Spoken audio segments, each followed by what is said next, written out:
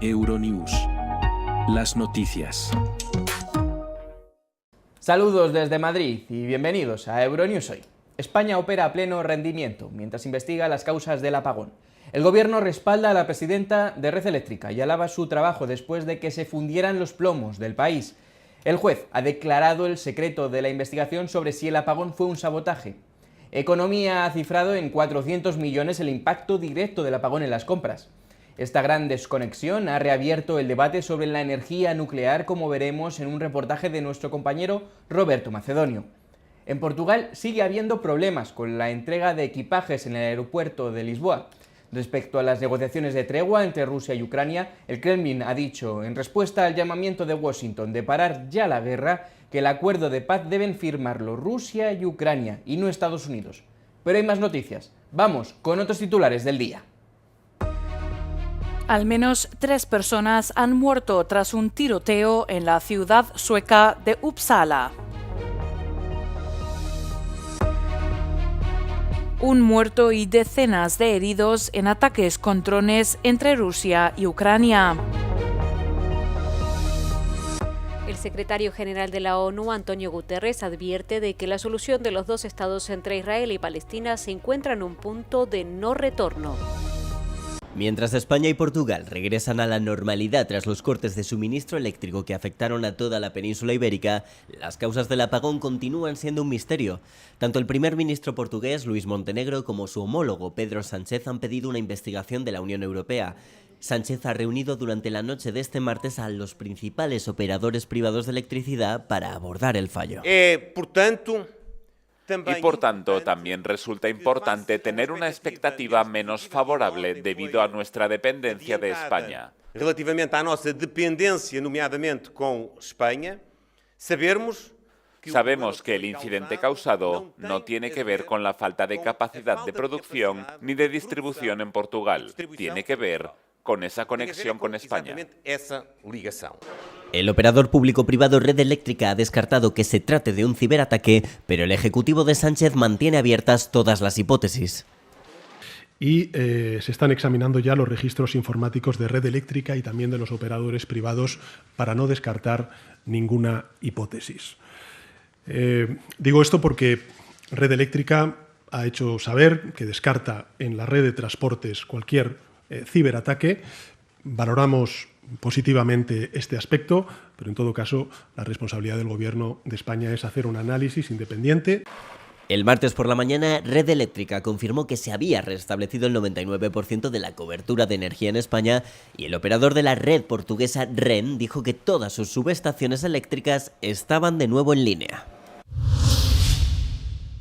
Como les decíamos al inicio del informativo, el gran apagón ha vuelto a abrir el debate respecto al cierre de las centrales nucleares. Actualmente España cuenta con 5 centrales nucleares en funcionamiento y según el gobierno no fueron más resilientes ni ayudaron a la recuperación posterior. Nuestro compañero Roberto Macedonio ha estado en Almaraz, una de las poblaciones afectadas por un cierre que está previsto para 2027. El caos generado por el gran apagón que ha causado un colapso nacional ha reabierto el debate sobre las fuentes de energía. Las primeras hipótesis apuntan a un problema por la fuerte penetración de la energía fotovoltaica. La energía nuclear parece ser la más estable, según técnicos en esta materia. Estamos poniendo en riesgo la viabilidad de ciertas tecnologías que necesitamos y son vitales en otras ocasiones, ya que nos aportan estabilidad a la red, garantía de suministro y siempre a unos precios competitivos. Pese a esto, el Gobierno de España aprobó en 2019 un plan para desmantelar las centrales nucleares del país. Sánchez ha negado tras el apagón que la falta de nucleares haya influido en el colapso y mantiene su plan de cerrarlas. Desde el punto de vista técnico no hay ningún motivo. La central nuclear de Almaraz es una central completamente actualizada. Cada año se hacen inversiones de 50 millones de euros, todos enfocados a actualización tecnológica, mejoras en la seguridad. Las autoridades locales del área de Almaraz insisten en que las energías renovables y nuclear pueden convivir. Ponen como ejemplo otros países de Europa que están apostando por abrir nuevas centrales. Pero se acaba de dar cuenta Alemania, que estaba desmantelando todas sus centrales y lo ha parado. Pero se ha dado cuenta Italia, que ahora quiere construir centrales. Se ha dado cuenta Polonia, pero es que se ha dado cuenta hasta Bélgica. han aprobado esos 2 reactores nuevos, con la firma, por supuesto, de Teresa Rivera.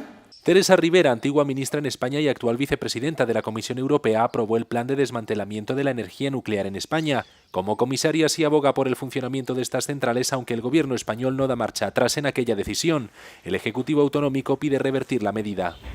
El Gobierno autonómico está a favor de la continuidad, tanto a nivel regional, lo que es la presidencia de la Junta de Extremadura, como son las 2 diputaciones. Varios informes apuntan a posibles apagones una vez se cierre Almaraz. Además del efecto energético, su cierre tendrá un fuerte impacto económico en la zona. Los trabajadores, lógicamente, tendrán que emigrar a otros puntos de España para poder buscar trabajo, con lo cual pierde población, con lo cual el consumo desciende una burrada. El cierre de esta central podría provocar apagones en España según diferentes informes. Además, obligaría al gobierno a comprar energía de países terceros en un momento geopolítico de máxima incertidumbre internacional. Es parte de la denuncia que hace la plataforma de afectados. En Almaraz, Roberto Macedonio, Euronews. El apagón del lunes en la península ibérica continuó causando complicaciones este martes a las operaciones y vuelos en varios aeropuertos. En el aeropuerto de la capital portuguesa, Lisboa, se cancelaron varias conexiones y las llegadas y salidas se retrasaron varias horas. Cientos de pasajeros se quedaron tirados y sin poder llegar a su destino, mientras otros hacían largas colas para recuperar su equipaje y obtener más información. Todo era muy confuso porque cuando salimos de las Azores todo era normal. Llegamos y fue como entrar en otra dimensión, donde no sabíamos nada. Nadie nos dijo nada, no había información, no había red, y entonces no sabíamos dónde debíamos ir. Preguntábamos por ahí, todo era confuso, no había luces. Preguntamos cuál era el siguiente paso y nadie nos decía nada, ni desde el aeropuerto ni siquiera la policía. Así que me dio un poco de miedo la confusión y la incertidumbre de a dónde íbamos después. El problema fue el equipaje, que fui a la cinta transportadora a recogerlo y estuve esperando mi maleta y nada. Conseguí un hotel de una manera casi fortuita. Tuve que salir del aeropuerto y mi miedo era tener que dormir en la calle. Acabé teniendo suerte en ese sentido y ahora estoy aquí para intentar recuperar mi maleta.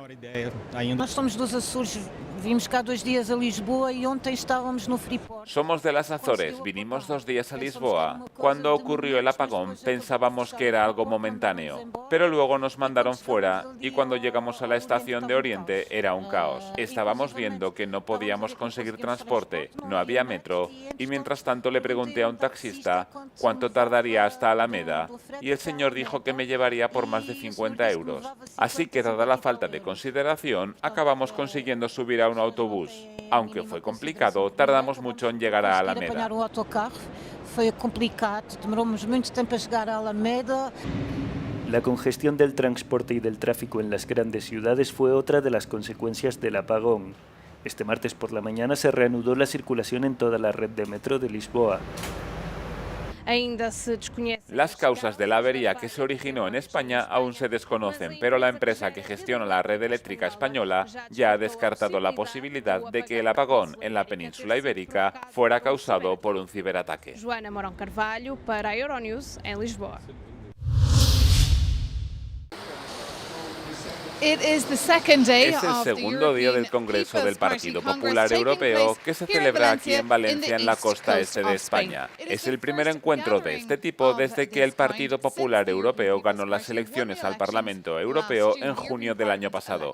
Así que hay muchas caras conocidas aquí en el Congreso, desde la presidenta de la Comisión Europea, Ursula von der Leyen, a la presidenta del Parlamento Europeo, Roberta Metsola. El partido también cuenta con 12 jefes de Estado y de Gobierno que se sientan en el Consejo de la Unión Europea, 14 comisarios y 188 eurodiputados. Y el gran titular aquí es el hecho de que Manfred Weber ha sido reelegido para 3 años más como presidente. Muchos aquí también están entusiasmados por el hecho de que el nuevo canciller alemán sea también de su partido. Friedrich Merz motivó a la sala ayer y emocionó a los presentes con sus palabras de que se centrará en reducir la burocracia y la regulación una vez tome posesión. Tenemos mucho poder en nuestras manos ciudadanos tenemos la responsabilidad. Vemos grandes retos por delante.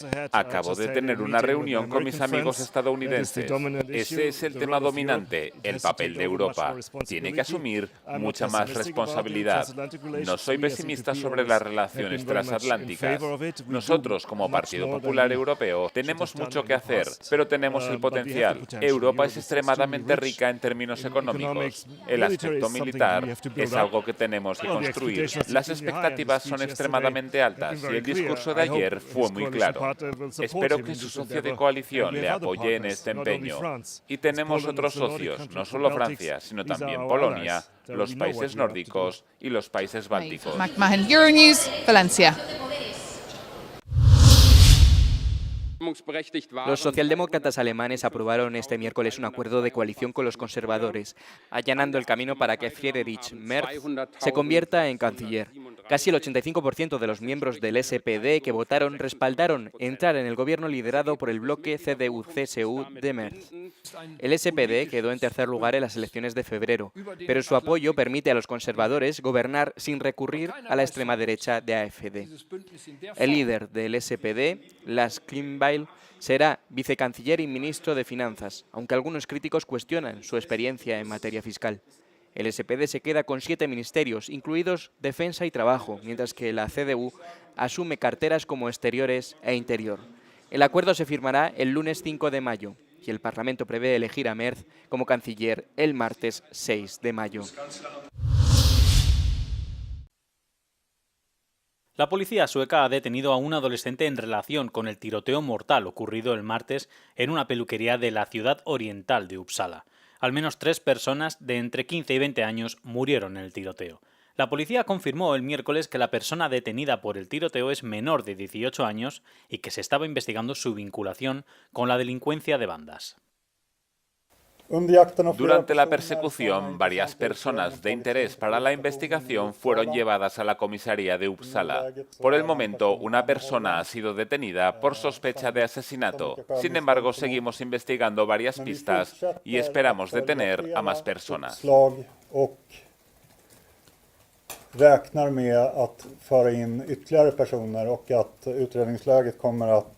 Los medios de comunicación suecos informaron de que uno de los asesinados en la peluquería es conocido por la policía. Según los informes, la víctima estaba supuestamente implicada en una investigación policial sobre un atentado planeado.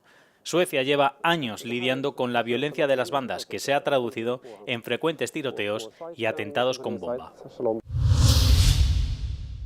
Sentencia de muerte por parte del Tribunal de Justicia de la Unión Europea a las conocidas como Golden Visas o aquellos pasaportes que requieren un pago o unas inversiones para acceder a la ciudadanía de un país. En una pionera sentencia dictada este martes, el Tribunal de Justicia de la Unión Europea ha dictaminado que el plan de inversión en pasaportes de Malta es contrario a la legislación europea. Los jueces consideran que mercantilizar el Estatuto de Ciudadano de la Unión amenaza la confianza entre los 27 Estados miembros.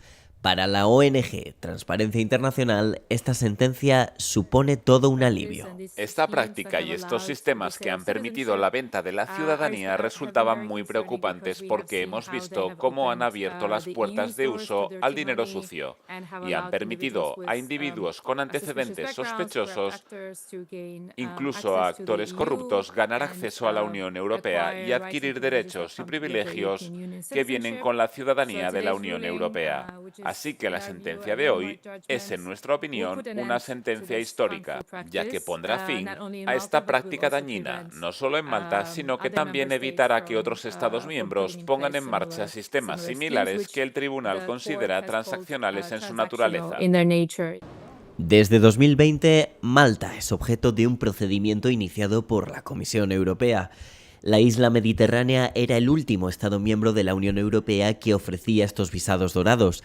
La obtención de la ciudadanía de la Unión da a las personas acceso directo a la libre circulación del espacio Schengen, así como al mercado interior. El pasaporte también confiere el derecho de participar en las elecciones europeas, nacionales y locales. La Comisión ha acogido con satisfacción la sentencia del tribunal. La posición de la Comisión sobre el acceso a la ciudadanía mediante compras ha sido muy clara desde el principio. La ciudadanía europea no está en venta. Por ello, acogemos con satisfacción la sentencia del Tribunal de Justicia de la Unión Europea relativa al programa maltés de ciudadanía por inversión. El tribunal aclara que un Estado miembro no puede conceder su nacionalidad y, por tanto, la ciudadanía europea a cambio de pagos predeterminados o inversiones.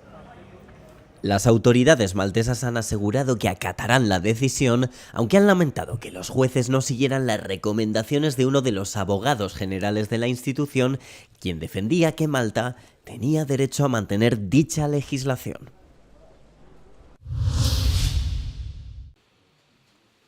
El primer ministro croata, Andrej Plenković, está preocupado por la inestabilidad en Bosnia-Herzegovina, pero cree que es el momento de impulsar la adhesión a la Unión Europea. En una entrevista exclusiva a Euronews, también afirmó que la ampliación debe ser una prioridad para la Unión Europea.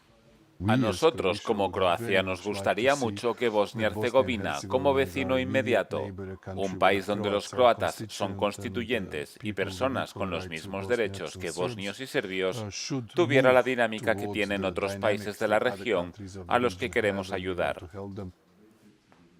Pero a Plenković le preocupa la inestabilidad de la región, con la amenaza de secesión cerniéndose sobre la República Srpska después de que el líder separatista Milorad Dodik escapase de la detención.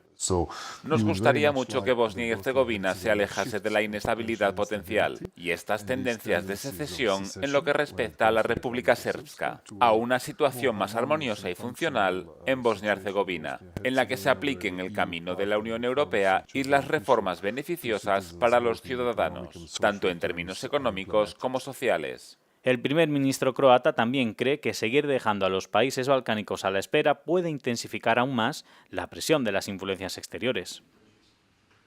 Cuanto más lento sea el proceso, más influencia de otros actores globales tendremos en la región, ya sea Rusia, ya sea China u otros países, y por eso abogamos por un proceso estructurado y dinámico. Plenković desea que la cuestión de Bosnia-Herzegovina y los Balcanes occidentales se debata en el Consejo Europeo de junio. Podrá ver el episodio completo de The Europe Conversation la próxima semana. El presidente de Estados Unidos, Donald Trump, cumple 100 días en su segundo mandato en la Casa Blanca. Trump asegura haber tenido el inicio de mandato presidencial más exitoso de la historia, pero las encuestas sugieren que alrededor de 4 de cada 10 estadounidenses, o incluso menos, aprueban su gestión. Tras 100 días en la Casa Blanca, Estados Unidos es un país libre, orgulloso y soberano. Durante un discurso de 90 minutos, Trump se centró, entre otras cuestiones, en la inmigración. El presidente mostró un vídeo de hombres siendo deportados de Estados Unidos a una prisión de máxima seguridad en El Salvador y, pese a la falta de garantías judiciales, prometió a sus seguidores que su administración acaba de empezar. Durante su discurso, Trump también atacó a los jueces federales después de que cuestionaran la legalidad de usar una antigua ley de guerra para las deportaciones. El mandatario estadounidense contraatacó con su habitual agresiva retórica que asocia sin pruebas y de manera descontextualizada la inmigración con la criminalidad, diciendo que nada le detendrá en su misión de mantener a Estados Unidos seguro. Pero en torno a la mitad de los estadounidenses, según las encuestas, opina que el mandatario ha ido demasiado lejos con las deportaciones. Y mientras en el interior del recinto se oían gritos de aprobación, más de 1000 personas protestaban en el exterior con pancartas en las que se podía leer 100 días de mentiras o Trump está destruyendo nuestra democracia. Al menos una persona ha muerto y alrededor de 50 han resultado heridas en un ataque masivo con drones rusos contra Dnipro y Kharkov, en Ucrania. En Dnipro se escucharon una serie de explosiones en la ciudad. El ataque afectó principalmente a la infraestructura residencial, incluyendo 5 casas y una funeraria. Me fui a la cama en ese momento. Entonces hubo una explosión. El dron estuvo zumbando un buen rato y luego se detuvo. Corrí a la casa de los vecinos y vi un incendio. Intenté abrir la puerta que estaba atascada, pero apenas pude abrirla. En Kharkov, al menos 45 personas resultaron heridas, entre ellas una mujer embarazada y 2 niños. También aquí, la mayoría de los edificios residenciales resultaron dañados en el ataque. El presidente ucraniano Volodymyr Zelensky instó a los líderes mundiales a mantener la presión sobre Rusia y pidió sanciones adicionales. Mientras tanto, la defensa aérea rusa afirmó haber destruido 91 drones lanzados por Ucrania durante la noche. Sin embargo, no dieron más detalles sobre los daños causados. Unos 600 soldados norcoreanos han muerto y más de 4.000 han resultado heridos mientras luchaban junto a Rusia contra las fuerzas ucranianas, según ha informado la agencia de espionaje de Corea del Sur. La información llega apenas 2 días después de que Corea del Norte confirmara por primera vez que había enviado tropas de combate para ayudar a Rusia a recuperar partes de la región rusa de Kursk, cuyo control perdió ante una incursión ucraniana por sorpresa el año pasado. En febrero, el presidente ucraniano Volodymyr Zelensky afirmó que los soldados norcoreanos estaban huyendo del frente tras sufrir enormes pérdidas. La semana pasada, Rusia anunció que había reconquistado completamente la región de Kursk y agradeció a Pyongyang sus sacrificios. El líder norcoreano Kim Jong-un y Vladimir Putin firmaron el año pasado un histórico tratado de defensa que estipula que ambas partes deben ofrecer asistencia en caso de ataque a la otra.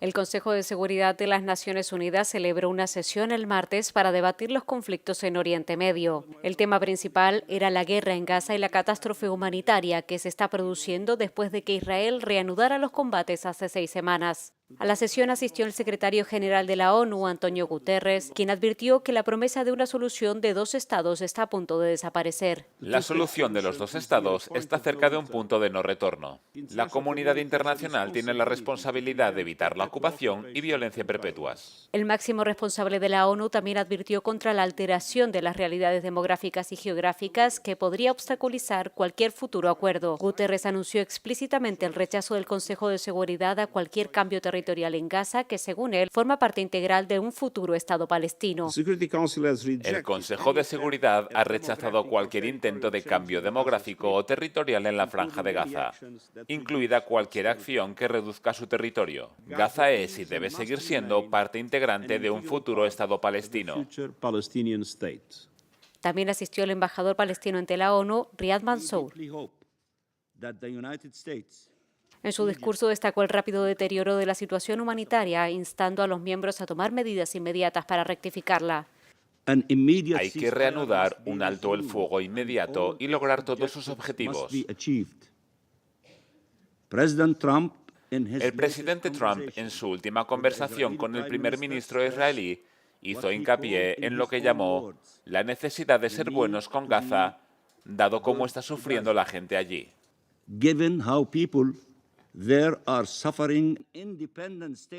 Mansour dice que Estados Unidos está presionando para asegurar la entrada de alimentos y medicinas para aliviar a los palestinos que llevan semanas privados de necesidades básicas. También expresó su esperanza de que junto a los mediadores de Egipto y Qatar consigan que se restablezca el alto el fuego.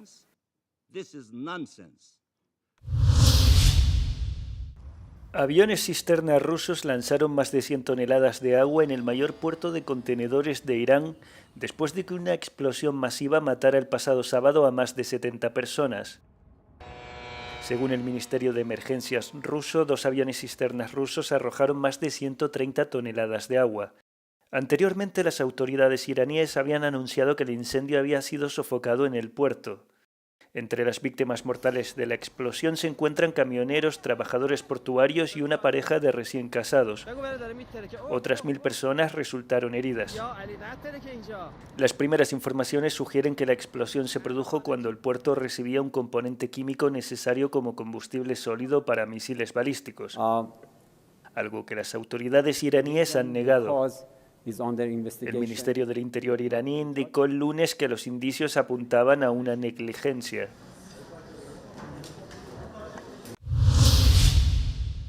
¿Qué formatos prefieren los compradores online como material de lectura?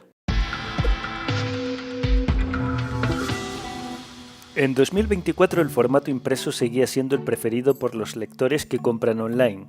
Alrededor del 14,7% de los residentes en la UE compraron online libros, revistas o periódicos impresos en los 3 meses anteriores a la publicación de la encuesta de Eurostat.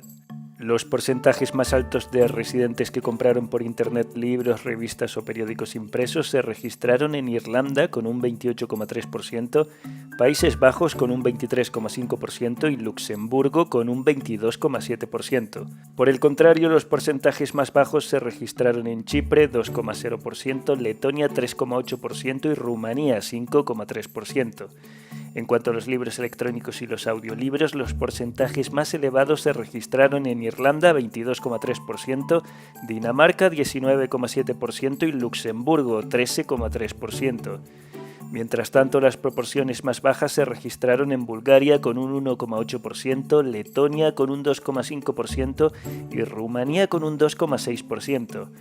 En Dinamarca, Chipre y Finlandia el porcentaje de población que compró libros electrónicos y audiolibros superó al de los libros impresos. TikTok también ha ayudado a impulsar las ventas de libros impresos con el hashtag BookTok, y muchos libreros tienen una sección solo para estos libros. La desinformación se dispara tras el apagón. Los bulos han inundado las redes esta semana tras el apagón eléctrico. Hemos verificado algunos de ellos. Primero, circulan contenidos que acusan a Rusia, Marruecos o Corea del Norte de haber atacado al sistema eléctrico europeo. Otros apuntan a un ataque terrorista. Pero no hay ninguna prueba de que el apagón fuese provocado por un ciberataque ni cualquier otra injerencia externa. Fuentes oficiales en Lisboa y Bruselas han descartado por completo la teoría. También lo ha hecho Red Eléctrica, pero el presidente del gobierno, Pedro Sánchez, por el momento no lo descarta. Según Red Eléctrica, los primeros análisis apuntan a fallos en la generación eléctrica en 2 centrales en el suroeste de España. Algunos expertos también apuntan a un exceso de confianza en la energía solar, pero Sánchez lo desmiente. Segundo, no es verdad que la presidenta de la Comisión Europea, Ursula von der Leyen, haya acusado a Rusia. Alvise Pérez, el eurodiputado antisistema, estuvo entre las voces públicas que propagó este bulo, citando a la CNN. La Comisión lo ha desmentido. We can really see how far manipulation of information can go. También surgieron informaciones citando a la red eléctrica portuguesa REN, apuntando a un fenómeno atmosférico raro. Esta información es falsa y la empresa lo ha desmentido, pero hizo titulares en todo el mundo. Las causas del corte eléctrico están aún por esclarecer, pero la crisis ha sido un perfecto campo de cultivo para la difusión de desinformación.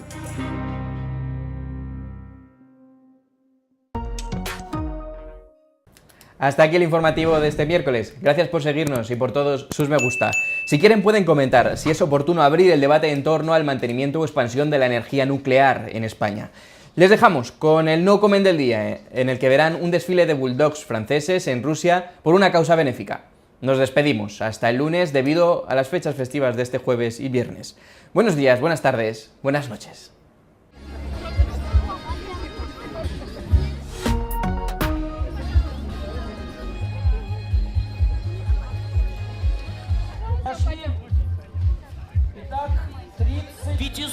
А то и 600 бульдогов.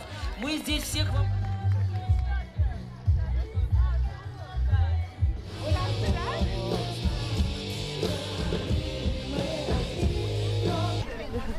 Так, прошел у нас 71 номер, записали. 70...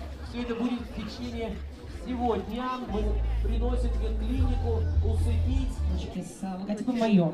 И выберешь себе та, которая...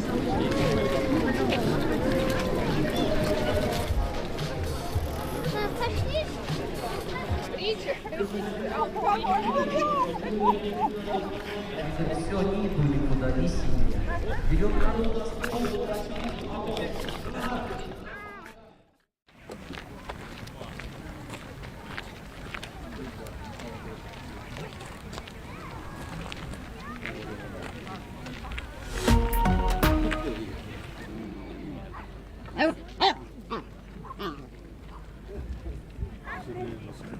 ¿Dónde?